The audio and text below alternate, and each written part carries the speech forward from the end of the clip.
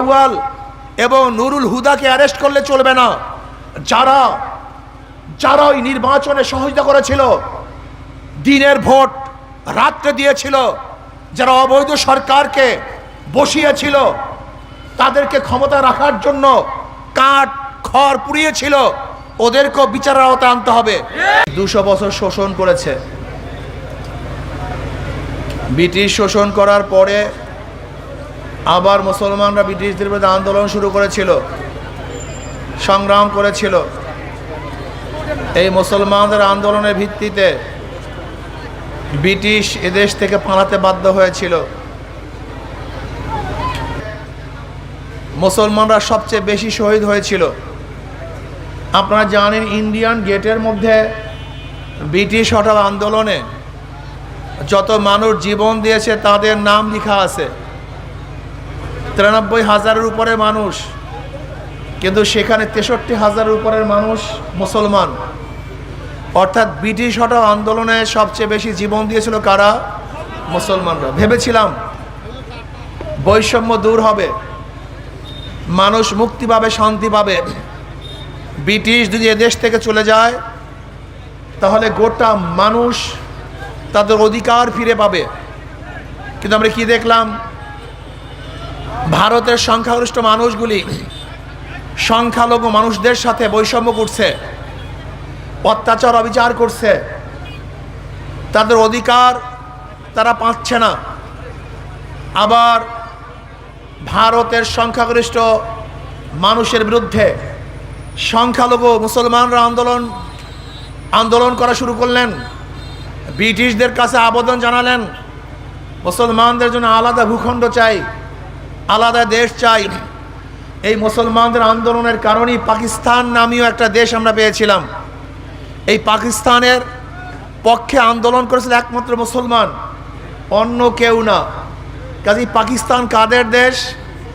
সবাই বলেন কাদের দেশ? মুসলমানদের জন্যই পাকিস্তান হয়েছিল। আপনারা জানেন, ইন্ডিয়ার থেকে, ভারত থেকে পাকিস্তান আলাদা হওয়ার অন্য কোনো যুক্তি ছিল না। ধর্মীয় কারণ, একমাত্র কারণ ধর্মীয়। সংখ্যাগরিষ্ঠ মুসলমানের কারণেই ভারত থেকে আলাদা হয়েছিলাম। পাকিস্তানের দুইটা অংশ, পশ্চিম পাকিস্তান, পূর্ব পাকিস্তান, এই দুই অংশের মধ্যে ব্যবধান 1700 কিলোমিটার। 1700 কিলোমিটার দূরে অবস্থিত দুই মেরুতে দুইটা দেশ অবস্থিত। একই নামে ভারত থেকে পৃথক হওয়ার কারণটা কি ছিল? ওই পশ্চিম পাকিস্তানের মানুষগুলির সংখ্যাগরিষ্ঠ মুসলমান, পূর্ব পাকিস্তানের মানুষগুলিও সংখ্যাগরিষ্ঠ মুসলমান। এই মুসলমানের কারণেই এই দেশ ভাগ হয়েছিল। ভেবেছিলাম যদি ভারত থেকে আলাদা হই তাহলে মানুষ মুক্তি পাবে, শান্তি পাবে। কিন্তু আমরা কি দেখলাম? পশ্চিম পাকিস্তানের মানুষগুলি পূর্ব পাকিস্তানের মানুষের সাথে বৈষম্য করছে, তাদের অধিকার দিচ্ছে না, জুলুম অত্যাচার করছে। আবার 71-এ আমরা আন্দোলন করলাম, সংগ্রাম করলাম, থাকবো না আমরা পশ্চিম পাকিস্তানের সাথে, আমরা আলাদা হয়ে যাব, স্বাধীন হয়ে যাব। কাজী পশ্চিম পাকিস্তানের স্বাধীন হয়ে আমরা আলাদা রাষ্ট্র গঠন করতে পারলি আমরা মুক্তি পাবো, শান্তি পাবো, বৈষম্য দূর হবে।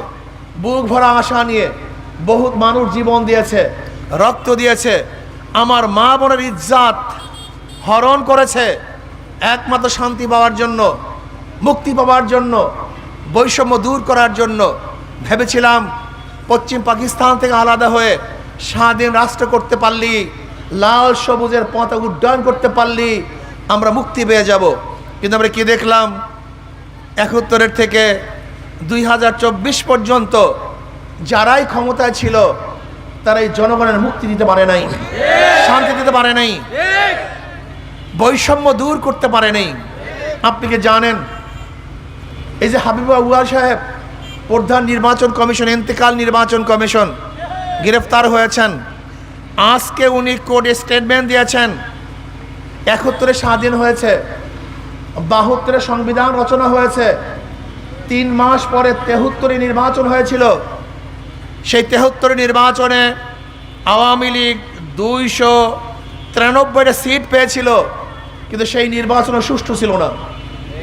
71-এর স্বাধীনতা, 72-এর সংবিধান, 3 মাস পরের নির্বাচনটাও আওয়ামী লীগ সরকার সুষ্ঠু নির্বাচন উপহার দিতে পারে নাই। সেই 73 থেকে আজ পর্যন্ত যারা এই নির্বাচন করেছে, আজ পর্যন্ত একটা গ্রহণযোগ্য নির্বাচন বাংলাদেশে উপহার কেউ দিতে পারে নাই। 2014 এবং 18 নির্বাচন তো আপনারা দেখেছেন। আজকে হাবিবুল আউয়াল সাহেব নিজেই বলেছেন আমাকে রিভলভার দিয়ে গুলি করুন। আসলে আমি সুষ্ঠু নির্বাচন উপহার দিতে পারি নাই। আমি প্রশাসনকে বলবো, আজকের ক্ষমতাসীনদেরকে বলবো, ওই সময় 2018 এবং 24-এর নির্বাচনে যারা ডিউটি পালন করেছে, শুধু হাবিবুল আউয়াল এবং নুরুল হুদাকে অ্যারেস্ট করলে চলবে না। যারা যারা ওই নির্বাচনে সহযোগিতা করেছিল, দিনের ভোট রাত্রে দিয়েছিল, যারা অবৈধ সরকারকে বসিয়েছিল, তাদেরকে ক্ষমতা রাখার জন্য কাঠ খড় পুড়িয়েছিল, ওদেরকেও বিচারের আওতায় আনতে হবে। ওই সময় কারা ডিসি ছিলেন, কারা এসপি ছিল, কারা ডিআইজি ছিল, কোন থানায় কোন ওসি দিনের ভোট রাত্রে সংগ্রহণ করেছে, সব রেকর্ড সরকারের কাছে আছে। সেই রেকর্ড ধরে ধরে ধরে ধরে ওদেরকে বিচার করতে হবে। আমরা আর বাংলাদেশে অগ্রহণযোগ্য নির্বাচন চাই না, আমরা গ্রহণযোগ্য নির্বাচন চাই। আমরা বাংলাদেশে আর কোনো বৈষম্য চাই না। এই বৈষম্য দূর করতে গিয়ে প্রায় 2000 মানুষ জীবন দিয়েছে, লক্ষ মানুষ মুক্ত গ্রহণ করেছে, চক্ষু হারিয়েছে, পাও হারিয়েছে, তাদের জীবনের তারা হাত হারিয়েছে, পঙ্গু হয়ে গেছে। কেন? বাংলাদেশে বৈষম্য থাকবে না। কিন্তু আমরা কি দেখছি?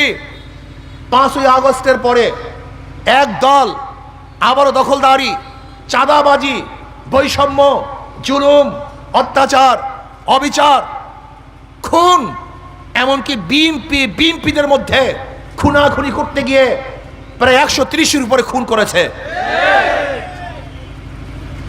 এর জন্য আমরা রাস্তায় নেমেছিলাম নই। আমরা কেন রাস্তায় নেমেছিলাম? কারণটা কি?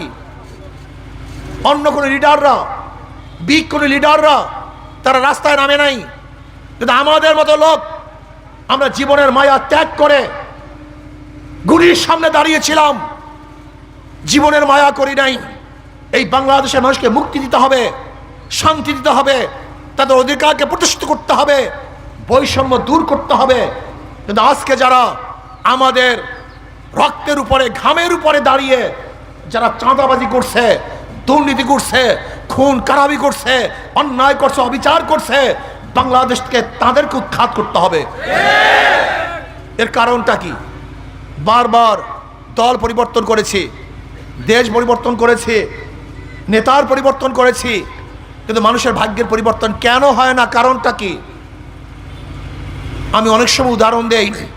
একজনের নাম এ, একজনের নাম বি, একজনের নাম সি।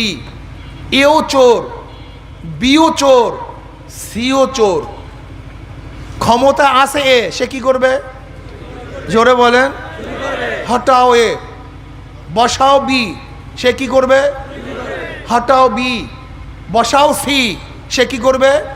কারণটা কি? নেতার পরিবর্তন হয়েছে, নীতি আদর্শ পরিবর্তন হয় নাই। ওসি সাহেব পরিবর্তন হয়, কিন্তু ঘুষ সাহেব কথা বলেন না কেন? ডিসি সাহেব পরিবর্তন হয়, দুর্নীতি সাহেব পরিবর্তন হয় না। এসপি সাহেব পরিবর্তন হয়, অন্যায় সাহেব বিল্ডিং এর মধ্যেই থাকে, সে পরিবর্তন হয় না। শুধু চেয়ারের মানুষ পরিবর্তন করলে হবে না, আদর্শ নীতি পরিবর্তন করতে হবে। আমরা এর পরিবর্তে বি, বির পরিবর্তে সি, সির পরিবর্তে ই, কিয়ামত পর্যন্ত নেতা পরিবর্তন করবেন, কিন্তু আপনাদের ভাগ্যের পরিবর্তন হবে না। চুরি বন্ধ হবে না, ডাকাতি বন্ধ হবে না, চ্যালেঞ্জ দিলাম। খুন বন্ধ হবে না। মাদার গাছ লাগিয়ে আমের আশা করা যায় না। তেঁতুর গাছে মিষ্টি ফল ধরে না। 2 নাম্বার 6 নাম্বার বেনাম্বার লিডারের মাধ্যমেও দেশ কোনোদিন এক নাম্বার হতে পারে না। আমি বিশ্বাস করি নেতাদের দোষ নাই, সবচেয়ে বড় দোষ হলে জনগণের। নেতারা যত অন্যায় করে জনগণ তাদেরকে ফুলের মালা দিয়ে বরণ করে। নেতারা অন্যায় করার পরে যদি জুতার মালা দিয়ে বরণ করা হতো তাহলে নেতারা চুরি করতে পারতো না। সবচেয়ে খারাপ আপনারা, সবচেয়ে খারাপ জনগণ, সবচেয়ে খারাপ ভোটাররা। সবচেয়ে বড় সম্পত্তি, সবচেয়ে বড় দামি জিনিস ভোট। এর চেয়ে দামি কোনো জিনিস নাই, এর চেয়ে মূল্যবান কোনো জিনিস হতে পারে না। সেই দামি জিনিসটাকে মাত্র গরু ছাগল, একটা মুরগি কিনতে 1000 টাকা লাগে। একটা মুরগি, একটা ছাগল কিনতে যেমন তেমন ছাগল কিনতে 10,000 টাকার প্রয়োজন হয়। একটা যেমন তেমন গরু কিনতে 1.5 লক্ষ টাকা লাগে। আর এই মানুষরূপী দামি জিনিসটাকে বিক্রি করে মাত্র 500 টাকায়, 1000 টাকায় মানুষ বিক্রি হয়ে যায়। আপনি কেন বলেন না আমি মানুষ না আমি ছাগল? আপনার গলার মধ্যে রশি লাগান এবং যারা ভোট ক্রয় করার জন্য আসে তাদেরকে দিয়ে দেন, যেহেতু আমি মানুষ না আমি ছাগল, আমার গলার মধ্যে রশি, আমাকে ক্রয় করো। গরু ছাগল জানোয়ার টাকায় বিক্রি হতে পারে, কোনো মানুষ বিক্রি হতে পারে না। হতে পারে সে রিক্সাওয়ালা, হতে পারে সে ঠেলাওয়ালা, হতে পারে সে গরিব মজদুর, সে মানুষ। কোন মানুষ টাকায় বিক্রি হতে পারে না। আমি জনগণকে একটা কথা বলবো, যেই দলের মধ্যে চাঁদাবাজ আছে, যেই দলের মধ্যে গুন্ডা আছে, যেই দলের মধ্যে বদমাশ আছে, যেই দলের মধ্যে খুনি আছে, আজকে থেকে নিয়াত করেন ওই দল করব না, ওদেরকে ভোট দেব না, ওদের কাছে যাব না। আমি আল্লাহর কসম করে বলতে পারি, জনগণ যদি ঠিক হয়ে যান, কোন দুর্নীতিবাজ, চাঁদাবাজ, গুন্ডা, বদমাশ, লুচ্চাদেরকে আমরা ভোট দেব না, ওদের দল করব না, তাহলে বাংলাদেশটা আগামী বছর এত সুন্দর বাংলাদেশ হয়ে যাবে যে আপনারা চিন্তাও করতে পারবেন না। আশ্চর্য হয়ে যায় গরিবদেরকে নিয়ে, আমি সবচেয়ে বেশি আশ্চর্য হয়ে যায় গরিবদেরকে নিয়ে। ইসলাম আসছে গরিবদের জন্য, অথচ গরিব ইসলামকে পছন্দ করেন। আফসোস, আজকে পুঁজিবাদী অর্থনীতি যদি 1000 বছর 5000 বছর চলে, কোনো গরিব ধনী হবে না, বরং গরিব গরিব হবে, ধনীরা ধনী হবে। আপনি কি জানেন বাংলাদেশের গোটা টাকাগুলি কাদের কাছে? এই বাংলাদেশে 18 কোটি মানুষের কাছে যেই পরিমাণের টাকা, মাত্র 20-25 ফ্যামিলির কাছে এই পরিমাণের টাকা আছে। আপনি কি জানেন আপনাদের মাথার উপর ঋণ কি পরিমাণ? আজকে বাংলাদেশে যেই মানুষরা জন্মগ্রহণ করবে, প্রত্যেকটা মানুষ প্রায় 1.5 লক্ষ টাকার ঋণ নিয়ে জন্মগ্রহণ করবে। আপনি কি জানেন আপনাদের কি পরিমাণের টাকা পাচার করা হয়েছে? মাত্র 16 বছরে 28 লক্ষ কোটি টাকা পাচার করা হয়েছে। 28 লক্ষ কোটি টাকা। বাংলাদেশের এক বছরে বাজেট হয় 7 লক্ষ কোটি, আর পাচার হয়ে গেছে 28 লক্ষ কোটি টাকা। আপনি যাবেন ব্যাংকে, একজন গরিব ব্যক্তি ব্যাংকে যাবেন, ম্যানেজার সাহেব আমাকে 10 লক্ষ টাকা ঋণ দেন। সে বলবে মর্গেজ দেন। আপনি বলবেন আমি তো গরিব মানুষ, মর্গেজ কোথায় পাবো? ম্যানেজার সাহেব বলবে ব্যাংক ধনীদের জন্য, গরিবদের জন্য ব্যাংক নাও। তার মানে ধনীদেরকে বর্তমান পুঁজিবাদী অর্থনীতি ধনী বানায় আর গরিবকে গরিব বানায়। ইসলাম ধনীদেরকে ভারসাম্য রাখে, গরিবদেরকে ধনী বানায়। ইসলামের গোটা অর্থনীতি গরিবদের জন্য। জাকাত কাদের জন্য? জোরে বলেন। দান কাদের জন্য? ওসর কাদের জন্য? ফিতরা কাদের জন্য? ইসলামের গোটা অর্থনীতি গরিবদের জন্য। অথচ কপাল পরা গরিবরা ইসলামকে পছন্দ করে না। আমি আল্লাহর কসম করে বলতে পারি, আমি আল্লাহর কসম করে বলতে পারি, ইসলামী হুকুমাত হয়, ইসলামী অর্থনীতি জারি হয়, আগামী 5-10 বছরের মধ্যে বাংলাদেশের প্রত্যেকটা গরিব দরিদ্র সীমার উপরে চলে যাবে। আপনারা বিশ্বাস করেন না, ইসলামের গোটা অর্থনীতি গরিবদের জন্য, অথচ গরিব ইসলামকে পছন্দ করেন। আফসোস, এর কারণটা কি? নবী আলাইহিস সালাতু বলেছেন, আল্লাহ তুমি আমাকে রাখো গরিবদের সাথে, আমাকে মৃত্যু দিও গরিবদের সাথে, আমাকে হাসর করিও গরিবদের সাথে। ইসলাম আসছে গরিবদের জন্য, অথচ গরিব ইসলামকে পছন্দ করে না। আফসোস। আসুন নিয়াত করি, ইসলামের বাহিরে শান্তি নাই। 53 বছর গণতন্ত্রবাদ, সমাজতন্ত্রবাদ, ধর্মনিরপেক্ষবাদ আমাদের শান্তি দিতে পারে নাই। আইয়ুব খান, শেখ সাহেব, জিয়াউর রহমান সাহেব, সত্তার সাহেব, ইরশাদ সাহেব আর এই মহিলা নেতৃত্বের গজব আমাদেরকে মুক্তি দিতে পারে নাই। ওদের মার্কার সাথে ধোঁকাবাজি। যারা নৌকা নিয়ে নির্বাচন করে তারা নৌকা চালাতে পারে না। যারা ধানের শীষ নিয়ে নির্বাচন করে নিজেরা ধান কাটতে পারে না। যারা নাঙ্গল নিয়ে নির্বাচন করে নিজেরা নাঙ্গল বইতে পারে না।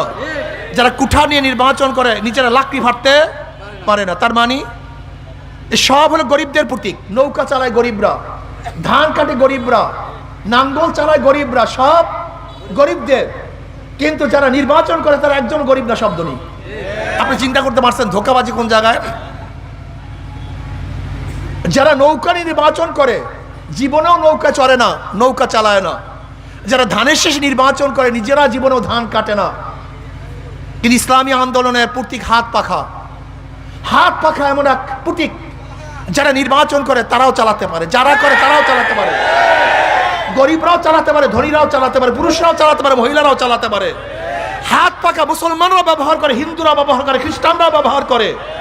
হাত পাখা এমন এক প্রতীক, কাউর প্রতীক কেউ বুকে নিয়ে ঘুমায় না। নাঙ্গল কেউ বুকে নিয়ে ঘুমায় না, ধানের শীষ কেউ বুকে নিয়ে ঘুমায় না। ঘুমায় না কি? হাত পাখা এমন এক প্রতীক যেটা ঘুমের সময় মানুষের বুকের মধ্যে থাকে, বুকে নিয়ে তারা ঘুমায়। আমি বিশ্বাস করি এটা সর্বজনীন, এটা সর্বজনীন। যদি হাত পাখা বিজয় হয় এদেশের জনগণ বিজয় হবে। হাত পাখা বিজয় হয় এদেশের গরিবরা বিজয় হবে, ধনীরা বিজয় হবে, মুসলমানরা বিজয় হবে, হিন্দু বৌদ্ধ খ্রিস্টানরা বিজয় হবে। হাত পাখা বিজয় হয় পুরুষরাও বিজয় হবে, মহিলারাও বিজয় হবে। হাত পাখা বিজয় হবে, সবাই শান্তি পাবে। তার মানিটা কি? কারেন্ট ফেল করে, হাত পাখা ফেল করে না। হাত পাখা সবাইকে শান্তি দেয়। ইসলাম মানে শান্তি, হাত পাখার মধ্যেও শান্তি। আসুন না একটা বারের জন্য পরীক্ষা করি, আজকে থেকে ওয়াদা করি। জীবনে বহুত মার্কা দেখেছি, আর কোনো মার্কা দেখতে চাই না। জীবনে বহুত দল দেখেছি, আর কোনো দল দেখতে চাই না। জীবনে বহুত নেতা দেখেছি, অন্য কোনো নেতা আমরা দেখতে চাই না। এবার আসুন আমরা সবাই দেখতে চাই ইসলামী লিডার, ইসলামী আদর্শ, ইসলামী নীতি। এবার দেখতে চাই জনাবে মুহাম্মদ রাসূলুল্লাহ সাল্লাল্লাহু আলাইহি ওয়াসাল্লামের সাথে যার সম্পর্ক আছে, নীতি ও আদর্শে মিল আছে, চেহারার সাথে মিল আছে, এরকম লিডারদেরকে নির্বাচন করতে চাই। আমেরিকা, রাশিয়া, চীন এবং ওই ভারতের সাথে যাদের মিল আছে, যাদের সম্পর্ক আছে, ওদেরকে আমরা দেখতে চাই না। আমরা যেহেতু খারাপ হয়ে গেছি, নষ্ট হয়ে গেছি, এটা ইসলামকে আমরা ভয় পাই। এক গাঁজাখোর একদিন আমাকে বলতেছে, হুজুর ইসলাম হুকুমাত আসলে আমার গাঁজার অবস্থাটা কি হবে? আমি বললাম, ভাই তুমি মসজিদে গিয়ে কি গাঁজা সেবন করতে পারবা? বলে না। আমি বললাম কেন? তাহলে পরিবেশ নাই। আমি বললাম ইসলামী হুকুমাত যদি কায়েম হয় তাহলে গোটা বাংলাদেশটা মসজিদের পরিবেশ হয়ে যাবে, যেখানে তুমি নিজেই গাঁজা সেবন করতে পারবা না। কোনো সমস্যা আছে? বলে না হুজুর, তা তো সমস্যা নেই। ইসলামী ফুবি আমাদের মাথার মধ্যে ঢুকানো হয়েছে। যারা দাড়ি কাটি, আমরা অনেকেই ভয় পাই ইসলাম আসলে আমাকে জোর করে দাড়ি রাখানো হবে। যারা বেপর্দা তারা মনে করি ইসলাম আসলে আমাকে বস্তাবন্দি করে ঘরে ঢুকানো হবে। না, ইসলাম আসলে একটা পরিবেশ সৃষ্টি করবে, যেই পরিবেশের মধ্যে তুমি নিজেই ভালো হয়ে যাবা, তোমাকে প্রেশার ক্রিয়েট করতে হবে না। যারা ঘুষখোর তারা মনে করে ইসলাম আসলে আমার ঘুষের অবস্থা কি। যারা চোর, গুন্ডা, পকেটমার, তারা মনে করে ইসলাম আসলে আমার পকেটমারের অবস্থাটা কি হবে।